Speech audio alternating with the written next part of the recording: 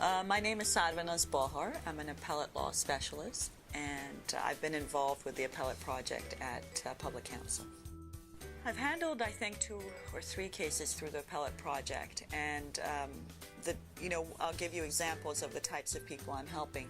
The first case I took was an individual who had become homeless after the home that he lived in had been sold without him knowing. It was kind of a fraudulent scheme, and he got caught in it, wasn't savvy enough to kind of protect himself. And then he brought a lawsuit on his own in the trial court. Of course, couldn't really handle the legal proceedings, and on a demurrer, his case was thrown out. Tried to pursue an appeal. That's when he came to the Appellate project at Public Counsel. Lisa Jaskell identified it as one of the cases that could potentially have merit and sought to match it up with a volunteer attorney. And that's when I volunteered. Another case, a woman living in a low-income tenant housing situation, and she had some issues with the housing there, brought a lawsuit and represented herself for a good part of that proceeding in front of the trial court, lost. And then the issue was whether the party winning, the defendant in that case, should be awarded attorney's fees, because there was a statute that came into play in that case that would award the winning party attorney's fees.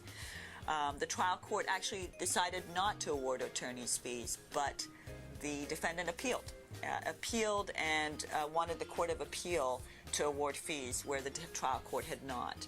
And that case presented a very interesting legal issue, and there we were ultimately successful on behalf of my client, and we were able to convince the Court of Appeal that the trial court does have the discretion where it's warranted by the circumstances and where it's necessary to achieve a just result, not to award attorney's fees.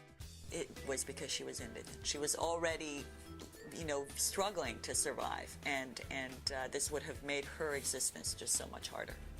And that case presented issues of access to justice for the indigent, because, if you're faced with a shifting of attorney fee provision, it can dissuade people with more modest incomes from pursuing even the more meritorious claims, because there's always the risk that you're going to lose. And if you lose, you're going to be burdened with potentially a very large attorney fee. It's humbling. I kind of think I shouldn't be honored. I mean, there are so many people here who day in and day out do this kind of work, and I just had a very small piece to play, and it was my honor to play that little piece.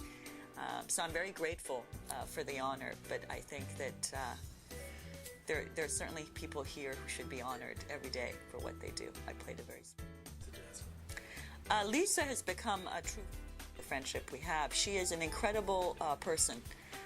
She will help anyone that she's able to help. She's incredibly modest, a very bright attorney, and puts all of her skills at the service of people who need it without any expectation.